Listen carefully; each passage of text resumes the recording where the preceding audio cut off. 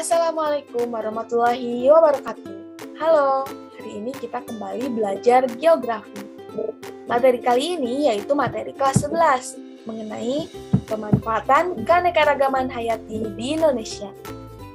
Yuk simak baik materinya. Nah, sebelumnya, apa itu keanekaragaman hayati? Keanekaragaman hayati merupakan hal yang penting bagi kehidupan. Keanekaragaman hayati ini berperan sebagai indikator dari sistem ekologi dan sarana untuk mengetahui adanya perubahan spesies. Keanekaragaman hayati ini juga mencakup kekayaan spesies dan kompleksitas ekosistem sehingga dapat mempengaruhi komunitas organisme, perkembangan, dan stabilitas ekosistem. Nah, di sini keanekaragaman hayati berperan sebagai indikator dari sistem ekologi dan sarana untuk mengetahui adanya perubahan spesies.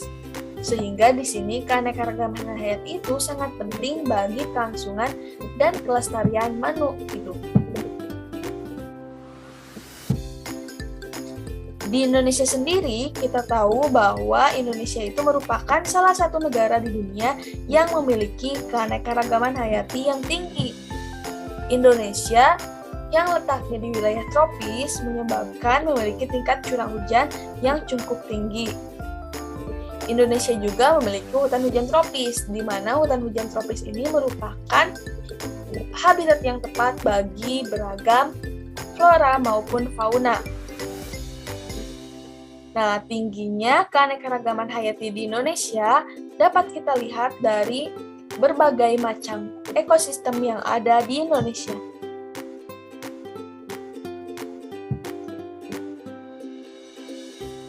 Nah, keunikannya juga, di samping memiliki keanekaragaman hayati yang tinggi, Indonesia mempunyai area tipe Indomalaya yang luas, juga tipe oriental, Australia, dan peralihan.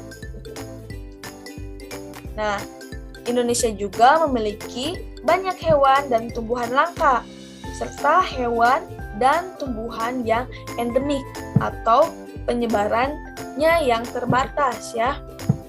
Nah, itu tadi tentang keanekaragaman hayati di Indonesia. Pemanfaatan keanekaragaman hayati di Indonesia sudah sejak nenek moyang hingga sekarang, dimanfaatkan untuk berbagai keperluan hidup manusia, baik langsung maupun tidak langsung. Tanaman pangan yang telah dibudidayakan sejak ratusan tahun lampau dan keanekaragaman itu nyata bagi Indonesia, karena Indonesia setidaknya memiliki 400 jenis tanaman penghasil buah, 370 jenis tanaman penghasil sayuran, 70 jenis tanaman berumbi, 60 jenis tanaman penyegar, dan 55 jenis tanaman rempah-rempah. Tidak hanya itu, Indonesia juga memiliki wilayah perairan yang luas, sehingga di sini memiliki kekayaan alam berupa ikan ya, sehingga dapat dimanfaatkan untuk memenuhi kebutuhan hidup. Budidaya ikan air payau seperti udang, bandeng, serta budidaya ikan lainnya juga turut dimanfaatkan oleh masyarakat Indonesia. Sedangkan untuk budidaya ikan air tawar seperti ikan mujair, ikan mas, dan lain-lain.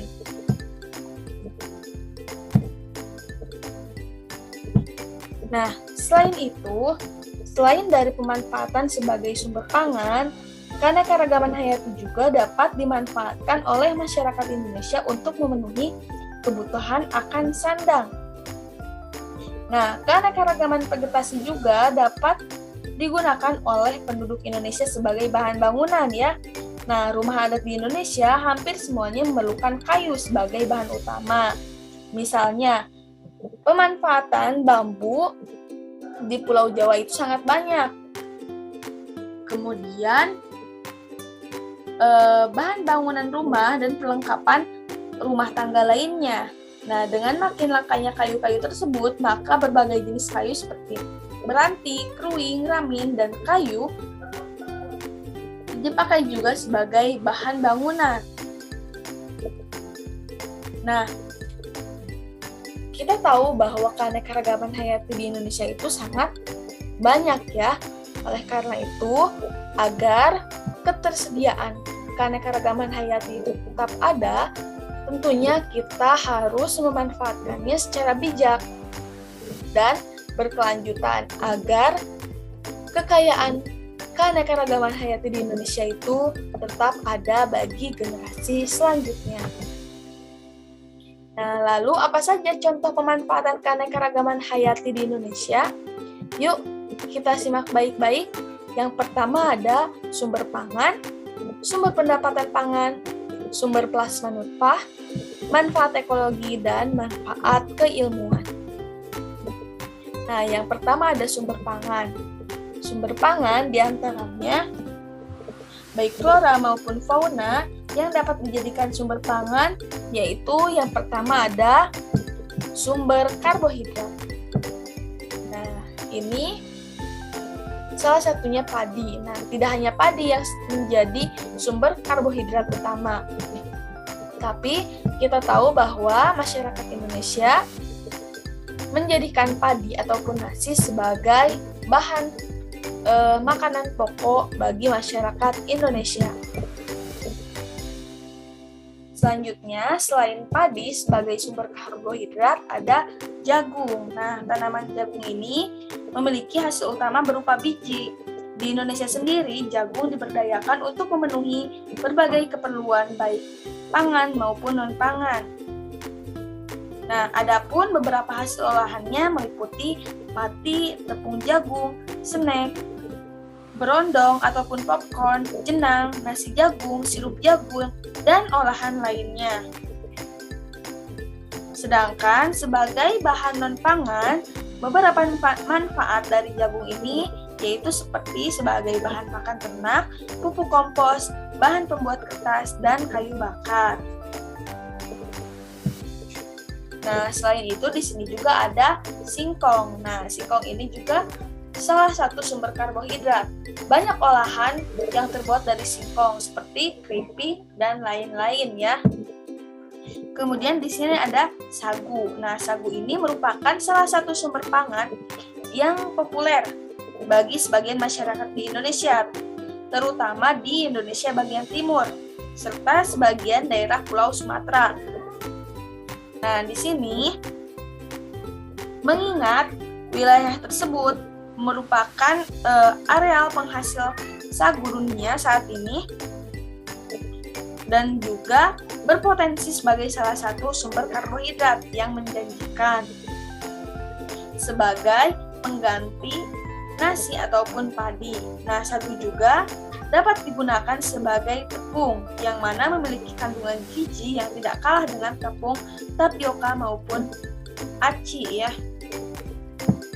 Selanjutnya ada sumber protein. Nah, kita tahu bahwa sumber protein itu tidak hanya daging, tetapi kacang-kacangan ataupun biji-bijian ini juga merupakan sumber protein. Kemudian di sini ada protein hewani dan protein unggas. Kemudian ada telur, ikan, dan lain-lain ya. Selanjutnya ada sumber lemak. Nah, sumber lemak ini berasal dari ikan, daging, alpukat, durian, dan lain-lain. Kemudian ada sumber vitamin. Nah, sumber vitamin ini itu dari berbagai jenis buah-buahan dan sayur-sayuran yang mengandung vitamin tentunya. Misalnya, wortel mengandung vitamin A, tentunya baik untuk kesehatan mata ya. Dan beragam vitamin lainnya yang dapat bermanfaat bagi manusia. Kemudian ada sumber mineral. Nah, sumber mineral ini berupa sayur-sayuran, buah-buahan, dan susu. Selanjutnya, di sini ada sumber pendapatan devisa. Nah, yang pertama, keanekaragaman hayati di Indonesia itu biasa dimanfaatkan sebagai bahan baku industri kerajinan yang menjadi salah satu sumber pendapatan ataupun devisa ya. Nah, misalnya yang biasa dijadikan kerajinan itu ada kayu. Kayu biasa dimanfaatkan oleh masyarakat Indonesia sebagai bahan baku peralatan rumah tangga ataupun bahan mebel ya, seperti pembuatan kursi, meja, lemari, dan lain sebagainya. Tentunya barang-barang ini menghasilkan nilai ekonomis yang tinggi. Kemudian ada pemanfaatan rotan. Rotan juga dimanfaatkan sebagai peralatan rumah tangga, seperti kursi, dan lain-lain. Kemudian ada bahan baku industri kosmetik. Nah, di sini kosmetik juga bisa memanfaatkan bahan-bahan alami.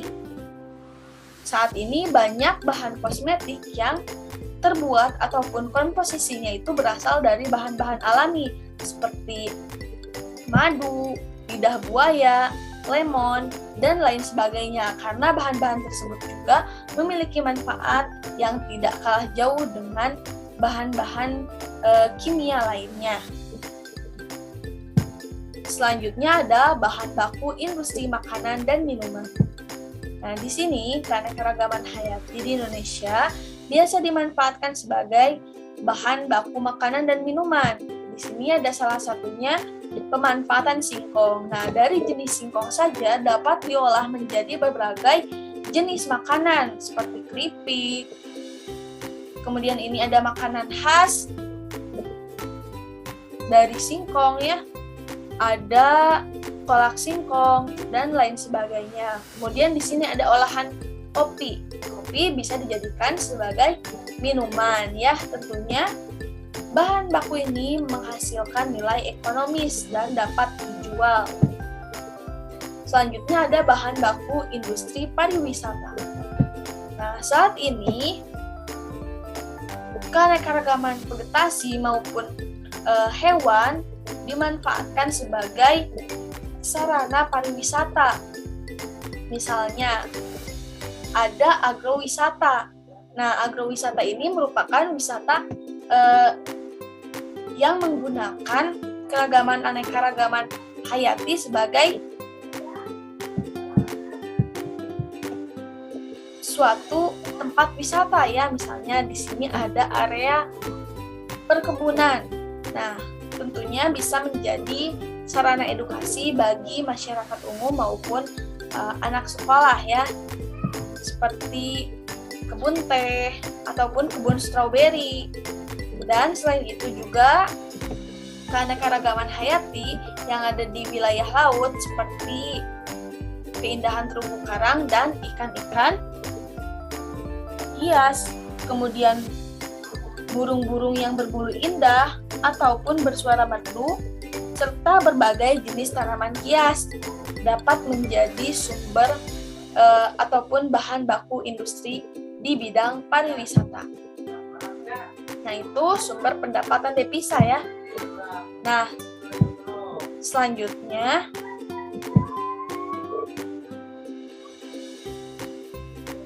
di sini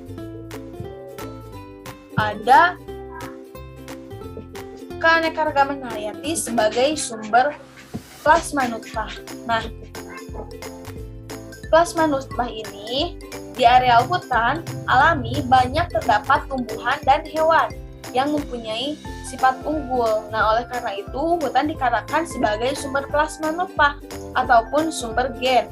Nah, sifat unggul ini antara lain seperti sebagai tahan penyakit, tahan kekeringan, dan tahan terhadap air asin. Misalnya di sini ada di Indonesia itu ada ubi jalar, pisang tanduk, akar wangi, sorghum, dan lain sebagainya. Nah, tentunya komoditas unggul ini harus dibudidayakan agar generasi selanjutnya dapat merasakan tumbuhan ataupun hewan unggul yang ada di Indonesia tentunya. Kemudian di sini ada manfaat ekologi. Nah, kita tahu bahwa hutan hujan tropis itu memiliki peranan penting ya dalam keseimbangan ekosistem, yaitu sebagai paru-paru dunia atau paru-paru hijau. Nah, kegiatan fotosintesis ini di hutan hujan tropis itu setidaknya dapat menurunkan kadar karbon dioksida di atmosfer. Artinya dapat mengurangi pencemaran udara dan selanjutnya dapat mengurangi efek rumah kaca. Nah, dengan demikian, hutan-hutan hujan tropis ini dapat menjaga kelestarian iklim global, yaitu mempertahankan suhu dan kelembaban udara. Selanjutnya ada manfaat keilmuan. Nah, di sini keanekaragaman hayati merupakan lahan penelitian dan pengembangan ilmu yang sangat berguna bagi manusia. Salah satu cabang ilmu yang fokus mempelajari keanekaragaman hayati ini adalah biogeografi ataupun biologi. Nah, berbagai jenis flora dan fauna di Indonesia dapat dijadikan objek penelitian yang hasilnya dapat digunakan untuk meningkatkan kemakmuran dan kesejahteraan hidup manusia. Nah, itu saja materi mengenai pemanfaatan keanekaragaman hayati di Indonesia. Jadi, kita tahu bahwa Indonesia itu memiliki keanekaragaman hayati yang sangat tinggi dan dimanfaatkan oleh masyarakat di Indonesia dengan berbagai bidang ya. Tadi contoh kemanfaatannya ada apa saja? Ada manfaat ataupun sebagai sumber pangan, sebagai sumber pendapatan ataupun devisa, sebagai sumber plasma nutfah atau plasma benih, manfaat ekologi, dan manfaat keilmuan. Itu saja materi kali ini. Mohon maaf apabila ada kekurangan. Wassalamualaikum warahmatullahi wabarakatuh.